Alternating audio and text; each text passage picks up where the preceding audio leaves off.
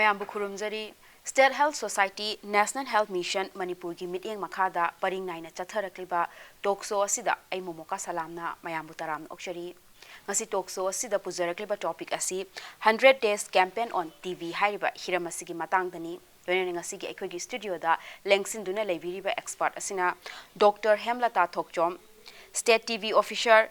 Directorate of Health Services Manipur ni Dr. Buhan bamakta taram okshari Dr. ngasi akoina pukhachari ba topic asiga mari lainana ahan bada TB haiba se kari no haiba Dr. te khangza hoke hoi haisagi yani TB haiba si akoi shamna haibani akoi sangdokna hairabada tuberculosis haibani tuberculosis haiba anaba asi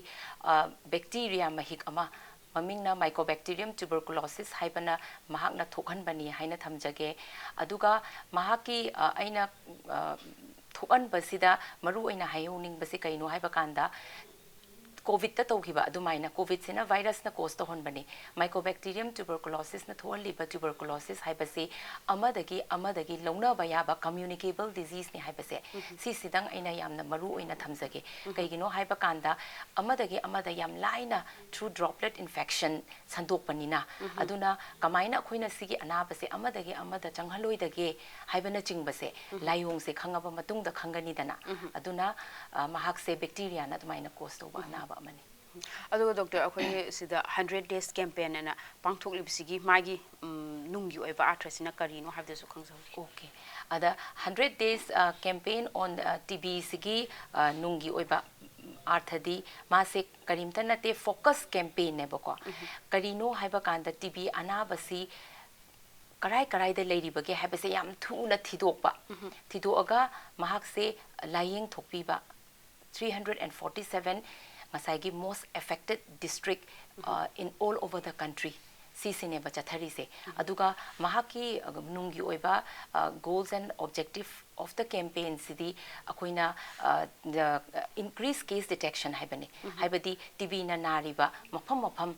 nook and corner the lairiba mioi pumnamakta akoina TB anaba se lairibra leitabra haibasi akoina 10 symptom screening tawraga akoina case ditok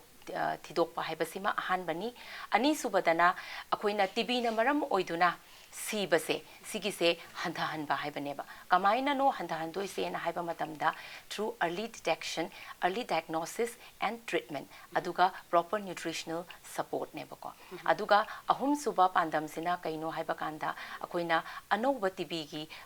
case thokhandaba through preventive measures haibani simaru oiba ahum sini Aduga Doctor mamang dasu Doctor panbi khibida TB se launa gan laina amane na haibi kre ko magi haurakpagi magi TB se narak le haibagi sign and symptoms se sisi akoina kamain khanga da habsi khangja okay adune ahanba matamda akoina praja miyamda ayakna khanganjaning base karino haiba kanda aidi symptoms se bacteria ogera virus ogera amaga dipungmanda manaidana ko aduna akhoigi TB dasu akoina ahanba da hongna 4 symptom screening haina health facility khudingmakta mipum khudingmak na khangaga leiraba symptom samna haizarabada akoigi lokhuba se akoi hapta ani chayol ani phana khuzala aba henzala aba adudagi di mathangda laihau leiraba ahingda night sweat humang anapi kangbana chingbase asila aba aduga maram icha chadana ikhang khangdana isagi mayeng se pungta da tarakpa sisina typical 4 symptom screening ne adu akoina 100 days campaign sida season adorge sidi akoi 10 symptom screening su yaure hairiba symptom mari si na khangga doriba si akoi anabase TB se pulmonary extra pulmonary haina khaidue haibadi pulmonary haibana akoigi lungs ki oiba lungs ta sookanda tholakpa symptom aduga lungs ta nataba TB na sokhan bangam base hakchang part khudimak loina sokhan bangam me except hair and nail aduna takpadi department khudimak ko aduga each and every specialty khudimak ki TB na loina lamba phangba ngamme haibani aduna extra symptom kharaso akoigi 10 symptom screening haiduna akoi atopa extra pulmonary se icham chamba symptom gi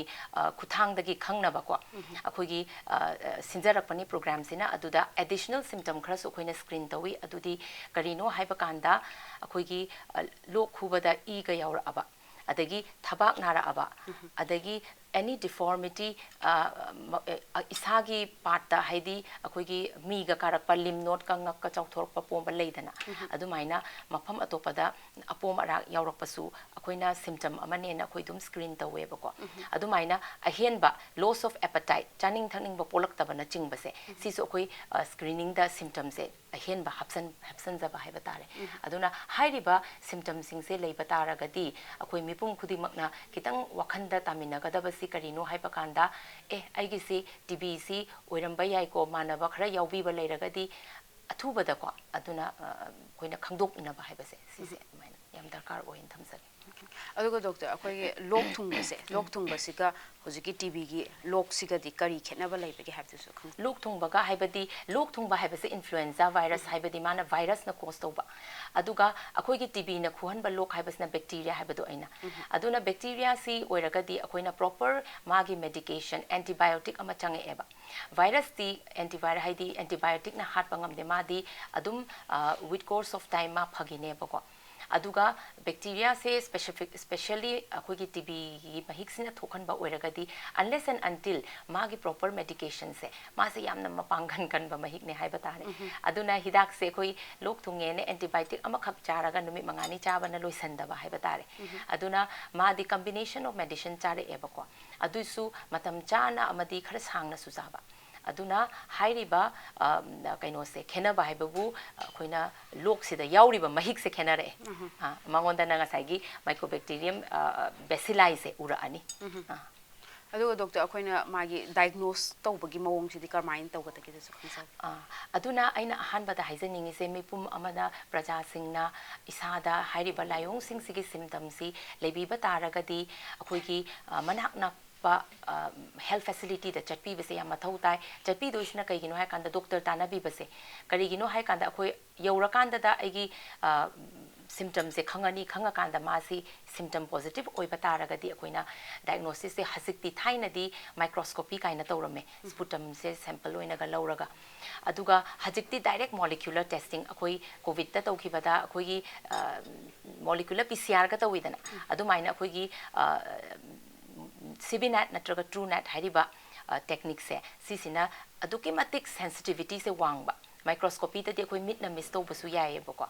aduna sidadi even as magi nucleic acid matik ama yaur about the bacilli gi aduduna sensitivity se yam wang bani miss out to bagi false negative oi bagi chance yam na nemakpa aduna hariba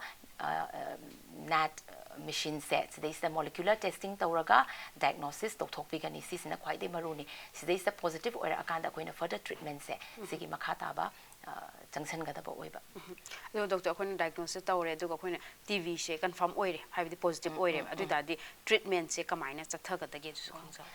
aduna akoina hairiba se akoina ngalna khando igai sigi TB layong anaba sidi phagadori neba kaigino haibada unlike akoi HIV AIDS natraga atopa anaba na nara kanda punsi chupa loina bado haidi diabetes pu oiro BP bu wango naba matamda akoi punsi chupa hidak se chaidana adumaina natabada sigi yamna akoina lucky oiba akoida nungaiba sigi program sigi anaba sigi hairagadi TB anaba haibase fazana bu chara di laying tho adine treatable curable neba curable oeba aduna health facility da chala kanda koina anaba se fixed dose combination da program na thaina di koi hidak se makhan taruk oina chara eba duna intensive phase haidi ahan ba tha anigi phase ama aduga continuation phase tha mari gi amaga chathagani punna tha taru si se drug sensitive TB gi anabagi treatment ne bako aduna thaina di guli se makhan je mari taruk se charameba adana hazikti mi duna chabada wadra adugi side effect ka leibaga hazikti ka doge habita guli amakhakta dosing se loina yaura abasi fixed dose combination kawe bako adumaina program na laina anabana chaba matamda wadana ba compliance leina ba mawongda adumaina treatment se free of cost adumaina lai ado doctor ai mangda su khangja haning bisna akhoi TB se oira ise TB narak pagi TB form torok pagi mai causes se sisi di kari no oi peke habju ka khangja hogi TB anaba se mikhan mi khara vulnerable group high risk category khara da hena nagali adudi kana no haiba kanda thaina TB na nakraba anaba leire aduga maga sagona na leiriba ꯑꯩꯈꯣꯏꯒꯤ family close contact ꯏꯃꯨꯡ ꯃꯅꯨꯡꯒꯤ ꯃꯤꯁꯤꯡ ꯑꯗꯒꯤꯗꯤ ꯆꯍꯤꯁꯦ ꯍꯨꯝꯐꯨꯒꯤ ꯃꯊꯛ ꯂꯥꯛꯑꯕ ꯑꯗꯒꯤ HIV ꯒ ꯁꯥꯒꯣꯟꯅꯅ ꯍꯤꯡꯉꯤꯕ ꯃꯤꯑꯣꯏꯁꯤꯡ HIV ꯒꯤ ꯃꯔꯛꯇꯗꯤ ꯑꯩꯈꯣꯏ TBꯁꯤꯅ ꯀꯃꯅꯦꯁ ꯑꯣꯄꯣꯔꯆꯨꯅꯤꯁꯇꯤꯛ ꯏꯟꯐꯦꯛꯁꯟ ꯑꯣꯏꯌꯦꯕꯀꯣ ꯑꯗꯨꯅ ꯃꯈꯣꯏꯁꯨ ꯁꯤꯒꯤ ꯚꯜꯅꯔꯦꯕꯜ ꯄꯣꯄꯨꯂꯦꯁꯟ ꯑꯃꯗ ꯆꯤꯡꯉꯛꯑꯦ ꯑꯗꯨꯒ ꯑꯩꯈꯣꯏꯒꯤ ꯗꯥꯏꯕꯦꯇꯤꯁꯅ ꯅꯥꯔꯕ ꯆꯨꯔꯨꯞ ꯊꯛꯑꯕ ꯌꯨ ꯊꯛꯑꯕ ꯑꯗꯒꯤ ꯑꯩꯈꯣꯏꯒꯤ ꯀꯣꯡꯒ꯭ꯔꯤꯒꯦꯠ ꯁꯦꯇꯤꯡ ꯀ꯭ꯂꯣꯁ ꯁꯦꯇꯤꯡ ꯑꯦꯟड ꯋꯔꯛ ꯄ꯭ꯂꯦꯁꯇ ꯂꯩꯕ ꯑꯩꯈꯣꯏ ꯍꯧꯖꯤꯛꯀꯤ ꯏꯔꯥꯡꯒ ꯍꯥꯏꯅꯧꯔꯒꯗꯤ ꯑꯩꯈꯣꯏꯒꯤ ꯔꯤꯂꯤꯐ ꯀꯦꯝꯞꯇꯒ ꯂꯩꯕ ꯃꯤ ꯌꯥꯝꯅ ꯀ꯭ꯔꯥꯎꯗꯦꯠ ꯄ꯭ꯂꯦꯁꯇꯒ ꯂꯩꯃꯤꯟꯅꯕ ꯄ꯭ꯔꯤꯖꯟ ꯁꯦꯇꯤꯡꯁꯇꯒ ꯂꯩꯕ ꯑꯗꯒꯤ ꯏꯁꯥꯒꯤ ꯑꯟꯗꯔꯅꯔꯤꯁ ꯏꯟꯗꯤꯕꯤꯖꯨꯋꯦꯜꯁ ꯍꯥꯏꯕꯅꯆꯤꯡꯕꯁꯤꯗꯤ ꯁꯤꯗꯩꯁꯤꯗꯅ ꯍꯦꯟꯅ TB ꯑꯅꯥꯕꯒ ꯀꯔꯤꯒꯨꯝꯕ ꯅꯥꯕꯒꯤ ꯀꯃꯥꯏꯅ ꯂꯧꯒꯦ ꯍꯥꯏꯕꯅꯤꯗꯅ ꯑꯅꯥꯕ ꯃꯤ ꯑꯃꯒ ꯊꯦꯡꯅꯔꯨꯗ꯭ꯔꯒꯗꯤ ꯅꯥꯔꯣꯏꯗꯣꯏꯅꯦꯕ ꯗ꯭ꯔꯣꯞꯂꯦꯠ ꯏꯟꯐꯦꯛꯁꯟꯅ ꯃꯥꯁꯦ ꯑꯃꯗꯒꯤ ꯑꯃꯗ ꯁ꯭ꯄ꯭ꯔꯦꯗ ꯇꯧꯗꯣꯏꯅꯦꯅ ꯑꯗꯨꯃꯥꯏꯅ ꯊꯝꯖꯒꯦ ꯑꯗꯨꯕꯨ ꯏꯃ꯭ꯌꯨꯟ ꯋꯥꯡꯕ ꯃꯤ ꯈꯤꯇꯪ ꯀꯥ ꯍꯦꯟꯅ ꯍꯥꯏꯔꯤꯕ ꯀꯟꯗꯤꯁꯟꯁꯦ ꯂꯩꯇꯕꯗꯗꯤ ꯅꯥꯔꯒꯁꯨ ꯑꯩꯈꯣꯏꯒꯤ TBꯁꯤꯗ ꯃꯈꯜ ꯑꯅꯤ ꯊꯣꯛꯅ ꯈꯥꯏꯗꯣꯛꯑꯦꯕꯀꯣ ꯍꯥꯏꯗꯤ ꯏꯟꯐꯦꯛꯁꯟ ꯍꯥꯏꯕ ꯑꯃ ꯑꯗꯒꯤꯗꯤ ꯗꯤꯖꯤꯖ ꯍꯥꯏꯕ ꯑꯃ ꯑꯗꯨꯅ ꯑꯅꯤꯗꯨꯒꯤ ꯗꯤꯐ꯭ꯔꯦꯟꯁꯤꯌꯦꯁꯟꯗꯨ ꯏꯁꯥꯁꯤꯗ TB ꯃꯍꯤꯛꯇꯤ ꯌꯥꯎꯔꯒ ꯂꯥꯏꯑꯣꯡ ꯑꯣꯏꯅꯗꯤ ꯐꯨꯗꯣꯛꯇꯕ ꯑꯗꯨꯃꯥꯏꯅ ꯇꯧꯗꯅ ꯑꯁꯨꯃꯥꯏꯅ ꯀꯦꯇꯦꯒꯣꯔꯤꯁꯦ ꯁꯤꯗꯅ ꯍꯦꯟꯅ ꯑꯅꯥꯕꯁꯦ ꯅꯥꯏꯌꯦꯅ ꯑꯗꯨꯃꯥꯏꯅ ꯊꯝꯖꯒꯦ ꯑꯗꯨꯒ ꯗꯣꯛꯇꯔ ꯑꯩꯈꯣꯏꯒꯤ TB ꯅꯥꯕ ꯑꯃꯅ ꯃꯥꯅ ꯑꯇꯣꯞꯄꯗ ꯁꯟꯗꯣꯛꯇꯅꯕꯒꯤꯗꯃꯛ ꯃꯥꯅ ꯂꯧꯕ ꯌꯥꯕ ꯆꯦꯛꯁꯤꯟ ꯊꯧꯔꯥꯡꯁꯤꯡꯁꯤꯗꯤ ꯀꯩꯀꯩ ꯑꯣꯏꯒꯗꯒꯦ ꯑꯗꯨꯁꯨ ꯆꯦꯛꯁꯤꯟ ꯊꯧꯔꯥꯡꯁꯦ ꯌꯥꯝ ꯃꯔꯨꯅꯦ ꯑꯩꯈꯣꯏꯅ ꯍꯥꯏꯅꯩꯗꯅ ꯅꯥꯗ꯭ꯔꯤꯉꯩꯗ ꯆꯦꯛꯁꯤꯜꯍꯧꯕꯅ ꯍꯦꯟꯅ ꯐꯩꯌꯦꯅ ꯍꯥꯏꯅꯕ ꯂꯩ ꯑꯗꯨꯅ ꯑꯩꯈꯣꯏꯅ TBꯁꯤ ꯑꯩꯈꯣꯏ ꯀꯣꯔꯣꯅꯥꯗ ꯅꯥꯈꯤꯕ ꯑꯗꯨꯃꯥꯏꯅ ꯁꯣꯔꯗꯒꯤ ꯗ꯭ꯔꯣꯞꯂꯦꯠꯇꯒꯤ ꯂꯧꯅꯕꯅꯤꯅ ꯀꯔꯤꯒꯨꯝꯕ ꯂꯣꯛ ꯅꯨꯡ ꯊꯨꯡꯉꯛꯄ ꯍꯥꯏꯗꯤ ꯍꯧꯖꯤꯛꯇꯤ 4 symptom screening ꯍꯥꯏꯔꯒ ꯅꯠꯇ꯭ꯔ 10 symptomꯗ ꯑꯣꯏꯅ ꯑꯩꯈꯣꯏꯅ ꯐꯣꯀꯁ ꯇꯧꯔꯒ ꯑꯗꯨꯗ ꯄꯣꯖꯤꯇꯤቭ ꯑꯣꯏꯕꯁꯦ ꯑꯩꯈꯣꯏꯅ ꯇꯦꯁꯇꯤꯡ ꯇꯧꯋꯤꯗꯅ ꯈꯔ ꯂꯩꯔꯒꯗꯤ ꯄ꯭ꯔꯣꯒ꯭ꯔꯥꯝꯁꯤꯅ ꯂꯣꯛ ꯈꯨꯕ ꯈꯨꯗꯤꯡꯃꯛ ꯍꯥꯏꯔꯛꯀꯗꯣꯔꯤꯕ ꯑꯗꯨꯅ ꯂꯣꯛꯄꯨ ꯈꯨꯔꯒꯗꯤ ꯑꯩꯈꯣꯏꯅ ꯈꯤꯇꯪ ꯆꯦꯛꯁꯤꯟꯖꯕ ꯁꯣꯔꯁꯦ ꯁꯝꯅꯗꯕ ꯑꯗꯩ ꯃꯥꯛꯁ ꯎꯞꯄꯤꯕ ꯑꯗꯒꯤ ꯀꯐ ꯏꯇꯤꯛ ꯐꯣꯂꯣ ꯇꯧꯕꯤꯕ ꯁꯤꯅ ꯑꯩꯈꯣꯏ ꯏꯁꯥꯒꯤ ꯂꯦꯚꯦꯜꯗ ꯇꯧꯖꯕ ꯉꯝꯕ ꯄ꯭ꯔꯤꯚꯦꯟꯇꯤꯚ ꯃꯦஷꯔꯁꯅꯤ ꯍꯥꯏꯅ ꯊꯝꯖꯒꯦ ꯑꯗꯨꯒ ꯀꯔꯤꯒꯨꯝꯕ ꯂꯥꯏꯕꯛ ꯊꯤꯕꯗꯒꯤ ꯑꯅꯥꯕꯁꯤꯅ ꯏꯁꯥꯗ ꯆꯪꯈ꯭ꯔꯒ TB ꯑꯅꯥꯕꯁꯦ ꯅꯥꯔꯦ ꯍꯥꯏꯔꯒꯗꯤ ꯑꯩꯈꯣꯏꯅꯅꯦ ꯇꯧꯗꯣꯏꯁꯦ ꯃꯥꯒ ꯅꯛꯅꯕ ꯈꯣꯠꯅꯕ ꯃꯌꯥꯝꯁꯤꯗ ꯁꯝꯅꯔꯒꯗꯤ ꯃꯍꯤꯛꯁꯦ ꯆꯪꯉꯝꯕꯒꯤ ꯆꯥꯟꯁ ꯑꯃ ꯂꯩꯗꯅ ꯑꯗꯨꯅ ꯃꯣꯏꯁꯦ ꯅꯤꯡꯍꯟꯅꯕ ꯂꯩꯇꯅ ꯑꯩꯗꯤ ꯅꯥꯗꯦ ꯑꯩꯗꯤ ꯁꯤꯝꯇꯝ ꯂꯥꯛꯇꯦ ꯍꯥꯏꯗꯨꯅ ꯂꯣꯠꯁꯟꯗꯕ ꯑꯗꯨꯝ ꯈꯨꯗꯛꯇ ꯆꯠꯂꯒ ꯑꯩ ꯏꯁꯥꯁꯤꯁꯨ ꯆꯦꯛꯑꯞ ꯇꯧꯊꯣꯛꯇꯣꯏꯅꯦꯕꯀꯣ ꯑꯗꯩꯗꯨꯗ ꯇꯧꯊꯣꯛꯄꯁꯦ ꯑꯩꯈꯣꯏꯅ ꯀꯩꯗꯧꯒꯦ ꯍꯥꯏꯕ ꯀꯥꯟꯗ TB ꯑꯩꯅ ꯍꯧꯖꯤꯛ ꯍꯥꯏꯖꯈꯤꯕꯗꯣ ꯏꯟꯐꯦꯛꯁꯟꯒ ꯗꯤꯖꯤꯖꯀ ꯍꯥꯏꯅ ꯃꯍꯥꯛꯁꯤꯗ ꯃꯍꯤꯛꯇꯤ ꯆꯪꯉꯝꯃꯒ ꯈꯪꯗ꯭ꯔꯦꯅ ꯈꯜꯂꯁꯦꯕ ꯑꯩꯈꯣꯏꯅ ꯄ꯭ꯔꯣꯒ꯭ꯔꯥꯝꯁꯤꯗ ꯑꯅꯧꯕ ꯁꯥꯏꯠ TB ꯏꯟꯐꯦꯛꯁꯟ ꯍꯥꯏꯅ ꯊꯥꯏꯅ ꯃꯟꯇꯨ ꯁ꯭ꯇꯦꯖ ꯀꯥꯏꯅ ꯇꯧꯕꯗꯨꯗꯒꯤ ꯈꯔ ꯐꯒꯠꯄ ꯑꯗꯨꯒꯤꯗꯨꯅ ꯏꯟꯖꯦꯛꯁꯟ ꯃꯆꯥ ꯑꯃ ꯀꯥꯞꯄꯒ ꯇꯦꯁ ꯇꯧꯕꯁꯦ ꯁꯤꯗ ꯄꯣꯖꯤꯇꯤቭ ꯑꯣꯏꯕ ꯃꯤꯁꯦ ꯁꯤꯁꯦ ꯑꯩꯈꯣꯏ TB ꯏꯟꯐꯦꯛꯁꯟ ꯂꯩꯕꯁꯦ ꯐ꯭ꯌꯨꯆꯔꯗ ꯇ꯭ꯌꯨꯕꯔꯀꯨꯂꯣꯁꯤꯁꯁꯦ ꯑꯣꯜꯂꯛꯇꯅꯕ ꯑꯩꯈꯣꯏꯅ TB ꯄ꯭ꯔꯤꯚꯦꯟꯇꯤꯚ ꯊꯦꯔꯥꯄꯤ ꯄꯤꯖꯩ TB ꯄ꯭ꯔꯤꯚꯦꯟꯇꯤꯚ ꯊꯦꯔꯥꯄꯤꯁꯦ ꯊꯥꯏꯅꯗꯤ ꯑꯩꯈꯣꯏꯒꯤ 6 ꯂꯣꯡ ꯃꯟꯁ ꯀꯣꯔꯁ ꯆꯥꯏꯌꯦꯕꯀꯣ ꯑꯗꯨꯅ ꯊꯥ 6 ꯆꯥꯕꯁꯦ ꯍꯧꯖꯤꯛꯇꯤ ꯄ꯭ꯔꯣꯒ꯭ꯔꯥꯝꯁꯤꯅ ꯑꯞꯗꯦꯠ ꯇꯧꯔꯛꯄꯩ ꯃꯇꯨꯡ ꯏꯟꯅ ꯑꯩꯈꯣꯏꯁꯦ ꯀꯝꯄ꯭ꯂꯥꯏꯟꯁ ꯌꯥꯝ ꯋꯥꯠꯂꯝꯃꯦꯕ ꯃꯤꯁꯦ ꯀꯩꯒꯤꯅꯣ ꯍꯥꯏ ꯀꯥꯟꯗ ꯅꯥꯗꯕ ꯃꯤꯅ ꯑꯩꯕꯨ ꯅꯨꯡꯇꯤꯒꯤ ꯊꯥ 6 ꯍꯤꯗꯥꯛ ꯆꯥꯎꯋꯦ ꯍꯥꯏꯕꯁꯦ ꯑꯩ ꯑꯣꯏꯔꯁꯨ ꯆꯥꯅꯤꯡꯗꯦꯗꯅ ꯑꯗꯨꯃꯥꯏꯅ ꯀꯩꯗꯧꯒꯦ ꯍꯥꯏꯕ ꯀꯥꯟꯗ ꯍꯧꯖꯤꯛꯇꯤ ꯄ꯭ꯔꯣꯒ꯭ꯔꯥꯝꯁꯤꯅ ꯍꯞꯇꯥ ꯑꯃꯗ ꯑꯃꯨꯔꯛꯈꯛ ꯊꯥ 3ꯁꯦ ꯄꯤꯖꯔꯒ ꯉꯁꯥꯏꯒꯤ ꯀꯔꯤꯒꯨꯝꯕ ꯏꯟꯐꯦꯛꯁꯟ ꯂꯩꯔꯝꯃꯒꯁꯨ ꯐꯈꯤꯗꯣꯏꯅꯦꯕꯀꯣ ꯑꯗꯨꯅ ꯐ꯭ꯌꯨꯆꯔꯗ ꯍꯥꯏꯗꯤ ꯐꯨꯜ ꯐ꯭ꯂꯦꯖꯦꯠ TB ꯑꯣꯏꯔꯛꯑꯣꯏꯀꯣ ꯑꯗꯨꯒ people living with HIVꯗꯅ ꯅꯨꯡꯇꯤꯒꯤ ꯆꯥꯗꯣꯏꯕ 28 days ꯑꯗꯨꯅ ꯑꯁꯤꯒꯤꯁꯦ ꯍꯧꯖꯤꯛ ꯑꯩꯈꯣꯏꯒꯤ TB ꯄ꯭ꯔꯤꯚꯦꯟꯇꯤꯚ ꯊꯦꯔꯥꯄꯤꯁꯦ one of the ꯄ꯭ꯔꯤꯚꯦꯟꯇꯤꯚ ꯃꯦஷꯔꯅꯦꯅ ꯑꯗꯨꯃꯥꯏꯅ ꯊꯝꯖꯒꯦ ꯑꯗꯣ ꯗꯣꯛꯇꯔ ꯍꯧꯖꯤꯛ ꯑꯩꯈꯣꯏꯒꯤ 100 days campaign on TBꯁꯦ ꯁꯤꯁꯤꯒꯤ ꯀꯦꯝꯄꯦꯟꯁꯤꯅ ꯑꯅꯥꯕꯁꯤꯡꯁꯤꯗ ꯄꯤꯔꯤꯕ ꯀꯥꯟꯅꯕꯁꯦ ꯁꯤꯁꯤꯅ ꯀꯔꯤꯅꯣ ꯍꯥꯏꯕꯗꯨꯁꯨ ꯈꯪꯖꯍꯧꯒꯦ ꯑꯣꯀꯦ ꯑꯗ 100 days TB ꯀꯦꯝꯄꯦꯟꯒꯤ ꯀꯥꯟꯅꯕꯕꯨꯗꯤ ꯂꯩꯖꯔꯦ ꯀꯥꯟꯅꯕꯁꯤꯗꯤ ꯑꯩꯈꯣꯏꯅ ꯑꯅꯥꯕꯁꯦ ꯑꯊꯨꯕꯗ ꯄꯨꯊꯣꯛꯑꯒ ꯗꯥꯏꯒꯅꯣꯁ ꯇꯧꯔꯒ ꯑꯔꯂꯤ ꯗꯥꯏꯒꯅꯣꯁꯤꯁ ꯑꯦꯟड ꯇ꯭ꯔꯤꯠꯃꯦꯟ ꯍꯥꯏꯕꯅꯦ ꯑꯗꯨꯕꯨ TB programme national TB elimination ꯄ꯭ꯔꯣꯒ꯭ꯔꯥꯝꯒꯤ ꯃꯈꯥꯗ TBꯒꯤ ꯂꯥꯏꯑꯣꯡꯁꯤꯅ ꯅꯥꯔꯕ ꯑꯅꯥꯕꯁꯤꯡꯗ ꯀꯥꯟꯅꯕ ꯄꯤꯕ ꯈꯔ ꯂꯩ ꯑꯗꯨꯗꯤ ꯍꯥꯏꯔꯤꯕ ꯑꯩꯅ ꯉꯁꯥꯏꯗꯒꯤ ꯗꯥꯏꯒꯅꯣꯁꯤꯁ ꯇ꯭ꯔꯤꯠꯃꯦꯟ ꯍꯥꯏꯔꯤꯕꯁꯦ all free of cost ꯑꯅꯥꯕꯒꯤ ꯍꯤꯗꯥꯛꯁꯤꯁꯨ ꯇꯦꯁꯇꯤꯡꯁꯤꯁꯨ ꯂꯣꯏꯅꯃꯛ ꯑꯅꯥꯕꯗ ꯀꯔꯤꯝꯇ ꯄꯩꯁꯥ ꯄꯨꯊꯣꯛꯅꯤꯡꯉꯥꯏ ꯂꯩꯇꯦ ꯐ꯭ꯔꯤ ꯑꯣꯐ ꯀꯣꯁꯅꯤ ꯑꯗꯨꯒ ꯇ꯭ꯔꯤꯠꯃꯦꯟ ꯍꯤꯗꯥꯛ ꯆꯥꯕꯁꯤꯒꯤ ꯃꯅꯨꯡ ꯁꯤꯗ ꯑꯩꯈꯣꯏꯅ ꯕꯦꯅꯤꯐꯤஷꯤꯌꯔꯤ ꯍꯥꯏꯇꯥꯔꯦ ꯁꯤꯗꯩꯁꯤꯗ ꯑꯩꯈꯣꯏꯅ ꯅꯤꯛꯁꯦ ꯄꯣꯁꯟ ꯌꯣꯖꯅꯥ ꯅ꯭ꯌꯨꯇ꯭ꯔꯤꯁꯅꯦꯜ ꯁꯄꯣꯔꯠ ꯑꯩꯈꯣꯏꯒꯤ ꯏꯟꯁꯦꯟꯇꯤቭ ꯑꯣꯏꯅ ꯊ꯭ꯔꯨ ꯗꯥꯏꯔꯦꯛ ꯕꯦꯅꯤꯐꯤꯠ ꯇ꯭ꯔꯥꯟꯁꯐꯔ ꯑꯩꯈꯣꯏꯒꯤ ꯍꯥꯟꯅ 500 rupees per month ꯑꯣꯏꯔꯝꯃꯦ ꯅꯕꯦꯝꯕꯔꯗꯒꯤ 1,000 rupees per month khoi anabasina my treatment completion loidribo khoi account transfer tawraga adumaina pijai si mahaki support ama leire adumaina thamjage aduga anabasida phangdoine ba anabasida phangdoine ba ade amana energy dense nutrition support ana sisina 100 days campaign yorum dai hek mamang da koina 1,000 rupees or November dai ne sisu sina BMI basal metabolic index less than 18.5 haibidi isagi weight aduke matik name ba hai tare adugumba da koina sachet oina packet energy dense ngasai food supplements si se koina ahuba ki tha hum sida su free of cost adumaina pi adumaina si se support se patient masamak ta yowe hai tare haibidi hana TV se magi TV se naraba haibidi khangdok pasine ba campaign khangdok magi khangdok ga makhata ba thidu ani molecular test obada positive or dima treatment gi damakta refer to bigrani aduga treatment se hek hobada gi di magi phangpam tok percent pam to adusu magi account ga se hangdok pi dana bank sitting tawrani tawraba matung da magi account to da my treatment loitri boda hariba 1,000 rupees se phangtor aduga doctor sigi akhoi 100 days campaign on TV sina khoi government of Manipur ki oi ke do benatra adusu khangja 100 days campaign se government of Manipur gi haibadi Ministry of Health and Family Welfare gi khoi gi PMO office ki directive di all over the country loina tawbane aduna si se ai yam maru oiba point si nahak na hodor pa se haiza hoge ba TB muthat minasi haibasi akhoi gi global strategy da 2030 da muthat paina leigre ada akhoi government of India na khoi gi 5 years ahead from the global goal dagi ko 2025 da muthat ke na khoina pandam se thamak paneba adubu hairiba khoina decline in the incidence at mortality handarak pagi chang se yengak pada 2025 da khoi se pandam se swa phangba ngamaroi da bana mokpap oina khoina 100 days campaign se nook and corner of the country that changhalak paneba everyone should join hands haibani aduna haibadi TB se muthat ke eliminate tauge haiba matamda NTEP program STO ai ama natraga ai staff khatagi daita nateba aduna health department khudingmak ki miyoi khudimak elected members tagi horaga aduga government officials pumnamak aduga health department da natana education department adagi youth sports celebrities each and everyone miyoi pudingmak mipung khudimak TB se gi matang da ngangna biyu khangbiyu khangdoksi haibani adumba kanda da akoina loina mak zero mak puthaba ngamdrabasu ko akoina minimum level da di putharak pangam gani haibase sise aina yam thajaba lei adubo ai itom dana dingam moi akoi praja pumna mak nasu khangbiraga akoi gi sigi awareness ki khuthang sidagi anaba layong se khangdok piraga thokpirakpa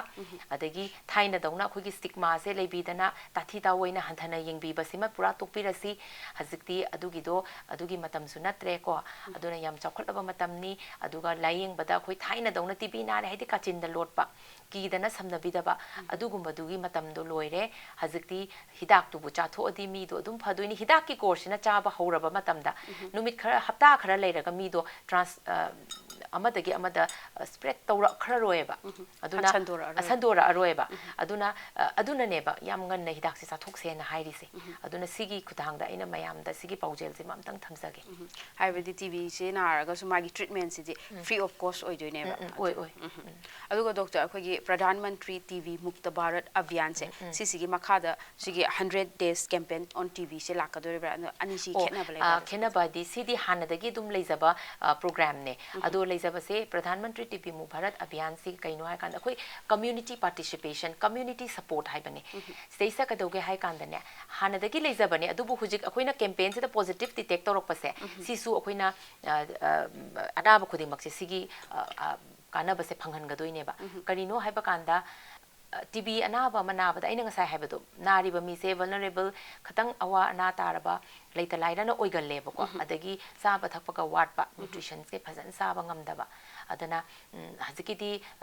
nutrition is the best vaccine haitare aduna sigi support pina bagi tamakta ka doge hai kanda TB anaba each and every TB patients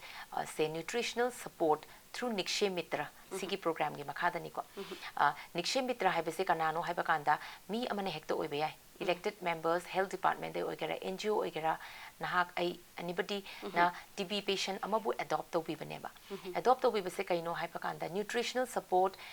diagnostic support natraga skill development support haiba ahum se layebako adubu namna akhoi haziki oina pinari se food basket haiduna moina chana thakna base akoina nutrition rich food se akoina leibire dana aduga thagi magi treatment completion loidribo mi amana patient amada pibi bagi wanida ado si se akoi TB anaba akoi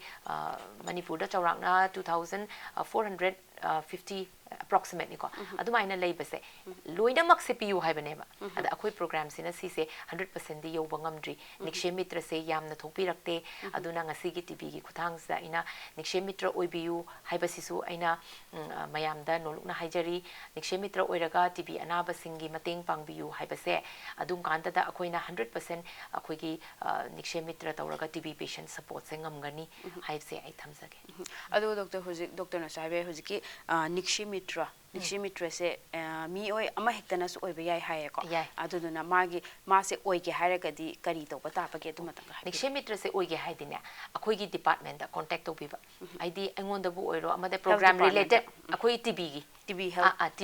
department se sidaisa TB gi any staff angonda oiro shu yare anybody da ai TB anaba amtang ai smaina nikshe mitra oizage haibase si haibirak pakanda akoina kaya oige yai ama oibiba ya ani oibe TB patient tara oibiba su yaiba adumaina tawriba si haira amatam da akoina TB anaba se thidu ani karamba district tagino na haibase for example ai se Imphal West sai ne haira di ai Imphal West ki anaba tum support or shu yaiba natraga su district ki loina dagi mai magi area dagi aduna sathok sin the problem laite dana adugi wani natraga aduna TB anaba se koina identify tawra aneba center facility dagi aduga anaba siga isaga smaina link tawni nikshe mitra oibiba sina akoina recognize su tobi center na moigi certificate kapi dana nikshe mitra oi habase dum center na loina recognize tobi gani hoje akoigi Manipur gi da wali se nikshe mitra ne ba nikshe mitra se wat pai 100% di oide loi oibi handak ta su nongna akoi honorable health minister the health department loina mak chief secretary adagi di director health service SMD amadi nodal officer sing na su loina aina koina haizaru bada ya birak padagi ko adumaina tawraga nikshe mitra oibi hanadagi su loina ma akoigi kaino lesemba sana jawbaga su oibigi haina aisu tai aina laktrine matamda adumaina mafam khudingi not only health kidang oine haibalaite anywhere haibi noigi impact TB gidagi hairo example Red Cross Society then Lions Club oiro any NGO organization anybody na ne adum group semaga even bank oiro du loina TB patient khara akhoi gi dagi tara ama support tawjarage oijarage na adumaina